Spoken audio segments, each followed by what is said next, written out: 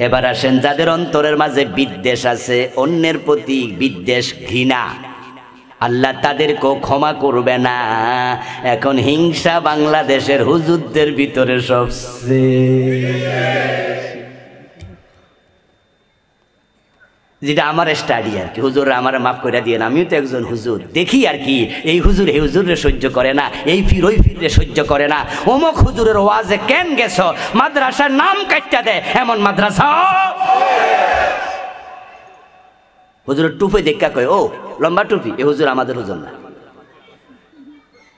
এ হুজুর টুপি দেখা কয় এটা মনে গরম শুননি, পাস করলি দেখা কয় হুজুরের ওয়াজ শুনবো না, এটা ওয়াহাবি।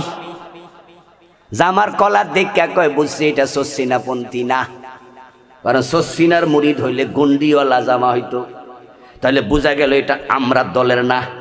এখন জামা কানিসিরা দেখা, গোল জামা দেখা, উঁচু টুপি দেখা, পাঁচকল্লি দেখা, পাগড়ির কালার দেখা আমরা আজকে আলেম চিনি, হুজুর চিনি, ভালোবাসা দেই। আমার দলের না হলে ভালোবাসা নাই, বরং অন্যের প্রতি তোমার বিদ্বেষ, হিংসা, নাম শুনলে চেহারা কালো কইরা ফেলে এমন আলেমও আছে না নাই?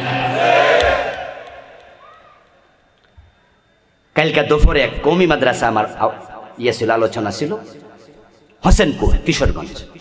মোহতামেম সাহেব বললেন যে হুজুর আপনি আলিয়ার ছাত্র, আলিয়ায় পড়ান এটা আমরা জানি, কিন্তু আপনারে কওমি মাদ্রাসায় পড়ো কেন দাওয়াত দিয়ে জানেন? আমি মোহতামিম মাদ্রাসা দাওয়াত দেওয়ার কারণ হলো আপনার মুখ থেকে আমরা হক কথাগুলো শুনতে চাই এবং শুনি। আপনি কোনো লাইন টানেন না, কোরআন হাদিসে যেটা আছে আপনি সেটা বলেন এবং নির্দ্বিধায় বলেন, এজন্য আপনাকে আমরা ভালোবাসি। আমি বললাম ভাই বুকে আইয়েন, বুকে আইয়েন, কারণ আমি আলিয়া, আপনি কওমি, আমরা বিভেদ করতে চাই না। কোরআন সুন্নাহ যেখানে আমরা থাকবো সেখানে, ঠিক কিনা? গতকালকের কথা বললাম, গত দুপুরে রাতে মাহফিল ছিল কালীগঞ্জ, গাজীপুর, দুপুরে ছিল কিশোরগঞ্জের হোসেনপুর। আমার দোস্ত, আমাদের আচরণ হবে মুসলমান মুসলমান বন্ধু, ঠিক কিনা? আল মুসলিম আখুল মুসলিম, মুসলমান মুসলমানের ভাই, আমার রাসূল বলেছে। আর আল্লাহ কি বলেছে? ইন্নামাল মুমিনুনা ইখওয়া। আমার আল্লাহ কয় মুমিনরা তো পরস্পর ভাই। তা আপনি যদি আমাকে মুমিন মনে করেন আর আপনি আমার সাথে বিদ্বেষ রাখেন, এই বিদ্বেষ লইয়া মসজিদে যাবেন, পাগড়ি আছে, টুপি আছে রকম, আমার পাঞ্জাবি আরেক রকম, এগুলো অসুবিধা নাই। কারণ যারা ওমানে থাকেন, ওমানে যারা থাকে, ওমানের যত হাজি বক্কায় আসে, ওমানে যারা চাকরি করে, সেখানকার 100-র মাঝে 95 কেন 98, 99% লোক আমাদের এই টুপিগুলা পরে। ওরা উঁচু টুপি সবাই পরে। পাকিস্তানের কিছু অঞ্চল আছে দেখবেন তারা টুপি পরে, এখান দিয়া কপালে কাটা। যারা পাকিস্তানের হুজুর আছে তারা অধিকাংশ দেখবেন কানিসেরা, তারা কাবলি টাইপের জামা পরে। আফ্রিকায় যে আলেমরা আছে সব আলেম টুপি পরে, আরো উঁচু, মাঝখানে এরকম বাইঙ্গা এরকম করে রাখে। পৃথিবীর এক এক দেশে পোশাকের এক এক কালচার, মাথা ঢেকে রাখা সুন্নাহ। প্রিয় নবীজি সাল্লাল্লাহু আলাইহি সাল্লাম একখান কাপড় দিয়া মাথা ঢেকে রাখতেন। মাথার মাঝে তৈল দেওয়ার কারণে সাহাবী বলেন যে চুলের সাথে কাপড়টা লেপটে থাকতো। মাঝে মাঝে টুপি পরেছেন, সেটাও হাদিসে আছে। তাহলে মাথা ঢেকে রাখা এটা রাসূলের সুন্নাহ। হতে পারে 5 কল্লি, হতে পারে 1 কল্লি, হতে পারে একটু উঁচু, হতে পারে, অসুবিধা নাই। টুপি দেখা অন্য মুসলমানকে দুশ্মনী করো না, ঠিক কি না? মাথা ডাকছে, এই তো সুন্নাহ হয়ে গেল। আমার নিজের ছেলে 5 কল্লি টুপি পরে, কিন্তু আমি জীবনে 5 কল্লি মাথা দেই নাই। 2-1 বার দিছি চাকরির ইন্টারভিউ দিতে যাইয়া, কারণ এমন জায়গায় ইন্টারভিউ আমি আগে খবর নিছি যে বড় টুপি দেখলে ইন্টারভিউ নিব না।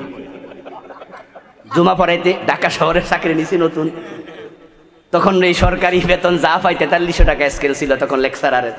তো ভাবলাম যে একটা মসজিদে যদি ক্ষতি হইতে পারি তাহলে সেখানে থাকার জন্য একটা রেসিডেন্সিয়াল ব্যবস্থা পাবো, আর হাদিয়া যা দিল কমপক্ষে একটু ভালো থাকবো। তো এখন ইন্টারভিউ দিতে যাব, ওই মসজিদের শুনি ইন্টারভিউ বোর্ডে যারা আছে সব কওমি মাদ্রাসার আলেম। তখন মনে মনে ভাবলাম এই টুপি দেখলে শুরুতে আউট। তখন আমি টুপি এটা কিনা 5 করলি, তারপরে মাথা দিয়ে ইন্টারভিউ বোর্ডে গেছি। আচ্ছা, কিন্তু আমার ছেলে 5 করলি পড়ে, আমি তো আমার ছেলেকে বলিনি 5 করলি কেন পড়ো। কসম, তা নিয়ে অন্তরে কোনো কোনো কথাই নাই, অন্তরে কোনো প্রশ্নও নাই। পড়ুক, পাস করলি পড়ুক, এক করলি পড়ুক, টুপি মাথায় দেখ। এই লম্বা পাঞ্জাবি আমি পড়ি, কামিল থেকে শুরু করছি, এখন পর্যন্ত পড়ি। কামিলের আগে কানিসিরা পাঞ্জাবি পড়ছি। আমাদের ছাত্ররা কতজন কানিসিরা পড়ে, কোনোদিন বলি না কানিসিরা কেন পড়ো, আর পর। ইসলাম তো বলেনি যে পাঞ্জাবি লম্বা হওয়া লাগবে। আমেরিকায় গিয়েছি, বহির্বিশ্বের কত দেশে গেছি, শার্ট প্যান্ট পরে ইমামতি করছে। মিশরে আমি দেখলাম এক আল্লাহর বান্দা শুট পইরা আজান দিল। শুট পইরা আজান দেওয়ার পরে আমি ভাবছি আজান দিচ্ছে, দেখ মুয়াজ্জিন হয়তো শুট টুট পরে। তার পিছনে গিয়ে দাঁড়ালাম। সাহাবী আমর ইবনুল আস রাদিয়াল্লাহু তাআলা আনহুর নামে কায়রো শহরে বিশাল মসজিদ, ওই মসজিদে জোহর পড়লাম। তো আজান দিচ্ছে, দেখলাম শুট পরে একজন লোক। তো আজানের পরে এবার সুন্নাহ টুন্নাহ পরে বসে আছি। ওমা দেখি যে বেটা আজান দিছে, এই বেটা ইমামের জায়গা গিয়ে খাড়াইছে। তো খাড়াইয়া মাইকটা টাইনে আনতেছে, লম্বা ডান্ডা মাইকের আনছে, আইনা সামনে দিছে, সামনে দিয়ে একামত দিতেছে। তো আমি ভাবছি শুটওয়ালা মুয়াজ্জিন একামত দেখ, একামত দিয়া নিজে আল্লাহু আকবার। তখন আমি বুঝি আর এই বেটা তো নিজে ইমামও, আলাদা মুয়াজ্জিন নাই। হতে পারে সেদিন মুয়াজ্জিন ছুটিতে, শুট পরে ইমামতি করতেছে, কারো কোনো প্রশ্ন নাই, কোনো টেনশন নাই, সবাই নামাজ পড়লো। আর বাংলাদেশে হইলে টাইনা নিচে নামাই দিত।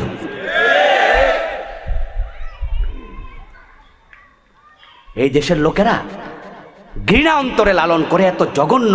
আমি তো মাঝে মাঝে আফসোস করে বলি, মানুষের নাকি কলবের ওজন হয় স্বাভাবিকত 250 গ্রাম। তা আমি কই যে কলবের ওজন 250 গ্রাম যদি হয়, অনেক লোক আছে ওরা 200 গ্রামই হিংসা, কলব মনে আর 50 গ্রাম। কলব বাইর করে যদি ভালো করে দোয়া মোছা দেয়, 200 গ্রাম যাইব গা পানির লগে। আচ্ছা বন্ধুগণ, আপনাদের কাছে এবার মূল মেসেজ করে প্রশ্ন করি, যারা এত হিংসা অন্তরে রাখেন অন্যের জন্য, আজকে রাতে ক্ষমা পাবেন?